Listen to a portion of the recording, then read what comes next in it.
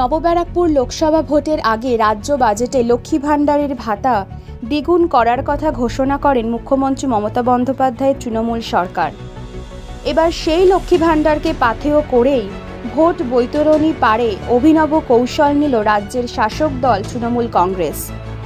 শুক্রবার সন্ধ্যায় রাজ্যের মন্ত্রী চন্দ্রিমা ভট্টাচার্য তার দমদম উত্তর বিধানসভা অঞ্চলের উত্তর দমদম পুরসভার নবব্যারাকপুর পৌর এলাকার ৩ এবং ৪ নম্বর ওয়ার্ডে লক্ষ্মীর ভাণ্ডার প্রাপক রেললাইন ধারে বসবাসকারী মা বোনেদের মাসিমাদের ঘরে ঘরে গিয়ে মহিলাদের সেই সম্বন্ধে অবহিত করেন। লক্ষ্মী ভাণ্ডার মহিলারা পাচ্ছেন কিনা সে বিষয়ে যেরকম তিনি খোঁজ নেন, পাশাপাশি অন্যান্য সুবিধা তারা পাচ্ছেন কিনা সেই সম্বন্ধে জানতে চান। এর সাথে সাথে মোদী সরকার কী করছে এবং মমতা বন্দ্যোপাধ্যায়ের নেতৃত্বাধীন রাজ্য সরকার কী করছেন তা মহিলাদের সামনে তুলে ধরে দলীয় প্রার্থী সৌগত রায়কে জেতানোর আহ্বান জানান। ক্যাম্প হলো কি না হলো কিছু যায় আসে না, মানুষ তৃণমূল কংগ্রেসকে ভোট দিচ্ছে। 4টি দফার নির্বাচন প্রমাণ করে দিয়েছে। আর বিশেষ করে মেয়েদের অপমান করার এইটা হচ্ছে কি তার জবাব দিচ্ছে মেয়েরা।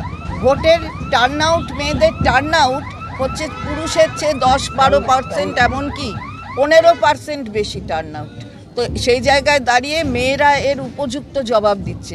মেয়েদের নিয়ে এই ধরনের মন্তব্য, মেয়েদের নিয়ে এই ধরনের কুরুচিকর কাজ, এই সবগুলোর জবাব মেয়েরা আজকাল সচেতন হয়ে গেছে দেবার জন্য। দেখুন, বারে বারে তো বলা হয়েছে, মাননীয় মুখ্যমন্ত্রী নিজেও অনেকবার বলেছেন যে তাদের জীবন সংশয় আছে, কিন্তু মুখ্যমন্ত্রীকে ভয় দেখানো যায় না। জীবনকে বাজি রেখেই তিনি এতদিন আন্দোলন করে এসেছেন। এমনি তো মানুষ তার উপর আস্থা রাখেননি। দল তৈরি করেছেন 98 সালে সিপিএমের অত্যাচারের বিরুদ্ধে। তখন যিনি ছেলেবেলা থেকে গর্জে উঠেছেন, অর্থাৎ তার ছাত্রাবস্থা থেকে, তিনি তো মুখ্যমন্ত্রী, আজ 3বারের মুখ্যমন্ত্রী মমতা বন্দ্যোপাধ্যায়, আর সারা ভারতবর্ষের একমাত্র মহিলা মুখ্যমন্ত্রী। সুতরাং তাকে যে টার্গেট করা হচ্ছে, তার সাথে অভিষেক, আজকাল যুব সমাজের মধ্য থেকে একটি ছেলে অত্যন্ত ভালোভাবে সে এই রাজনৈতিক প্রেক্ষাপট ব্যাখ্যা করছে এবং রাজনীতিতে কিভাবে কেন্দ্রীয় সরকার বাংলার মানুষকে বঞ্চিত করছে সে কথা তুলে ধরছে। তাহলে যারা রাজ্যের বাংলার বিরোধী, তারা যে এদের প্রাণকে হাতিয়ার করবে, অর্থাৎ এদের প্রাণ নেবার চেষ্টা করবে, এটা হতেই পারে।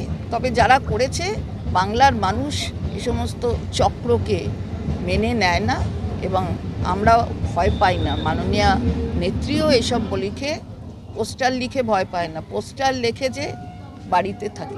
আমাদের এই অর্থনৈতিক দিক থেকে পিছিয়ে পড়া যে অঞ্চলগুলো আছে, সেই সমস্ত মা বোনদের কাছে বাংলার বিভিন্ন যে জনকল্যাণমুখী কর্মসূচি মুখ্যমন্ত্রী করেছেন, সেই কর্মসূচিগুলোকে মানুষকে বোঝানোর জন্য তিনি যাচ্ছেন। তার মধ্যে লক্ষ্মীর ভাণ্ডার থাকছে, বাংলার ওপর যে বিদেশ বারে বারে বাংলা বিরোধীরা এসে বাংলাকে আক্রমণ করছে, সেসব ব্যাপারে তিনি আলোচনা করবেন এবং বাংলার নারী শক্তি জাগরণের জন্য কন্যাশ্রী থেকে লক্ষ্মীর ভাণ্ডার, এই সম্বন্ধে মানুষের সঙ্গে মূলত আলোচনা। এই লক্ষ্মীর ভাণ্ডার নিয়ে বিভিন্ন কটাক্ষ করছে, তারা বলছে আমরা এসে বাড়িয়ে দেবো। এটা খুব হাস্যস্কর একটা কথা। কটাক্ষর কাজ, ওদের কাজ হচ্ছে কটাক্ষ করা। তারপরে যখন নির্বাচন আসে তখন হঠাৎ করে মনে পড়ে, স্বরাষ্ট্রমন্ত্রীর কোনো সভায় মনে পড়ে 100 টাকা বাড়িয়ে দেওয়া, কোনো সভায় মনে পড়ে 3000 টাকা বাড়িয়ে দেওয়া। তাই ওদের কে কটাক্ষ করলো কি করলো সব দিকে না থেকে বাংলার মাননীয় মুখ্যমন্ত্রী যে কর্মসূচি নিয়েছেন, তাতে বাংলার মহিলারা আনন্দিত, তারা উপকৃত হচ্ছে, এটাই আমাদের সবচেয়ে বড় ব্যাপার। কারণ দিদি নারী শক্তি জাগরণের জন্য কন্যাশ্রী থেকে, রূপশ্রী থেকে শুরু করে, আপনার স্বাস্থ্যসাথী থেকে শুরু করে লক্ষ্মীর ভাণ্ডার, শুধু তো একটা লক্ষ্মীর ভাণ্ডার না, আরও কিছু কর্মসূচি দিয়ে করেছেন বাংলার নারী শক্তিকে জাগরণ।